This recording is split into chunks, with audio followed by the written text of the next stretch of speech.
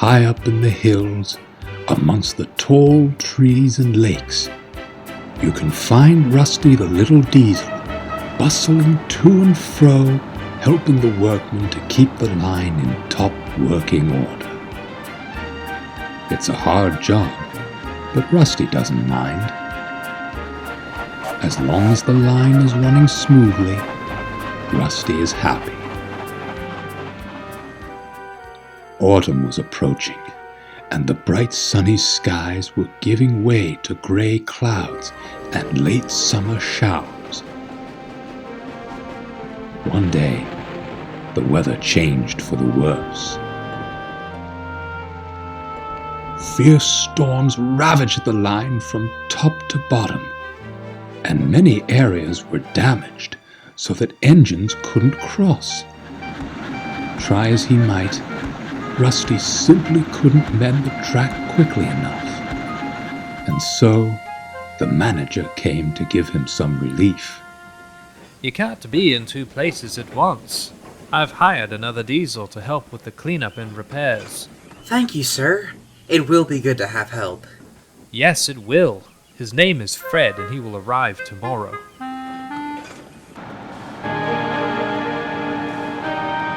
Tomorrow came, but Fred was nowhere to be found.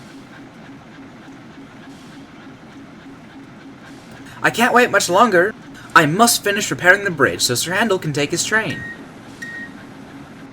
Here he comes.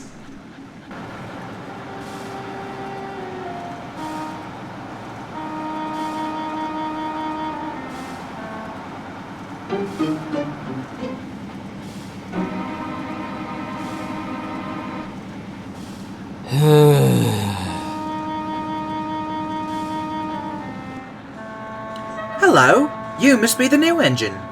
My name... Pleasantries later. Let's get the show on the road. I'm dying for a rest. You only just got here, and we're quite late for that matter. How can you already be tired? I have a small motor, and if I work too long, I feel weak. So let's get on with it, shall we?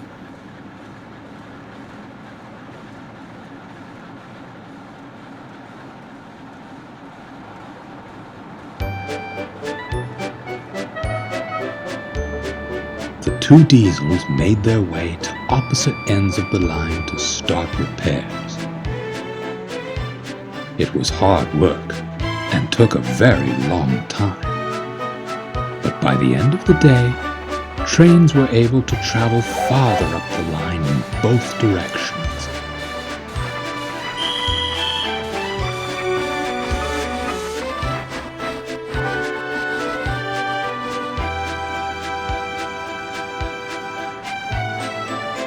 Rusty finished his work and returned to the sheds.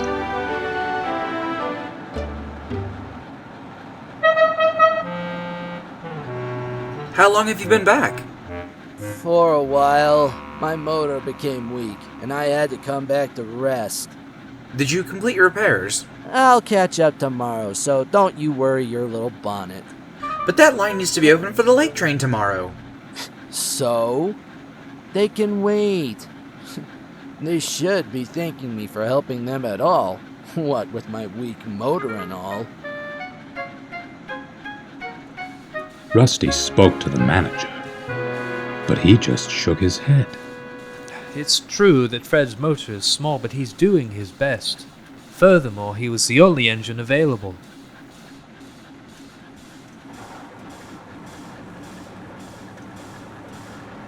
Unfortunately, matters did not improve.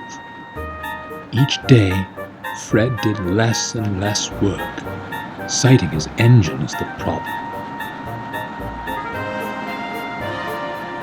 And ultimately told the manager that he could barely move for feeling ill.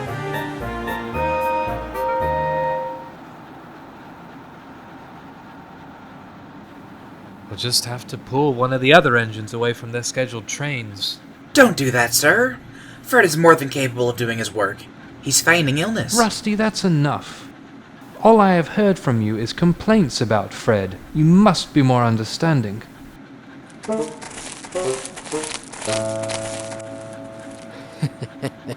Well, what do you know? Looks like someone's not the manager's favorite anymore, eh? What on earth do you mean? You shouldn't be a goody too, Buffers. You, my friend, work too hard. So take a page from my book. Just say you're ill, then someone else can do it. There's nothing wrong with your motor, is there? You're just saying that for pity, aren't you? Oh yeah? Who's gonna believe you? The manager? I think not. He's on my side now, pal. I'll redeem myself, don't you worry. I'm going to do your work as well as my own, and show the manager you're no longer needed. Heh, good luck. You can't be in two places at once. Just watch me.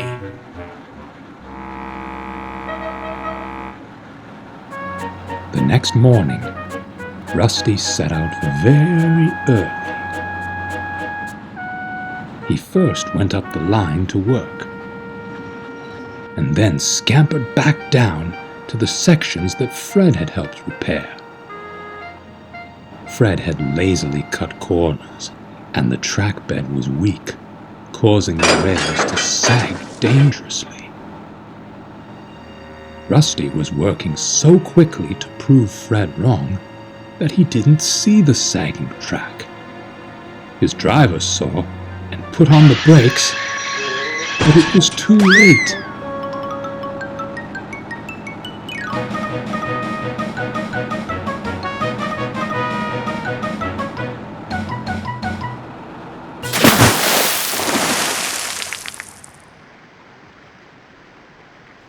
This was Fred's fault. Rusty's driver radioed for the breakdown team.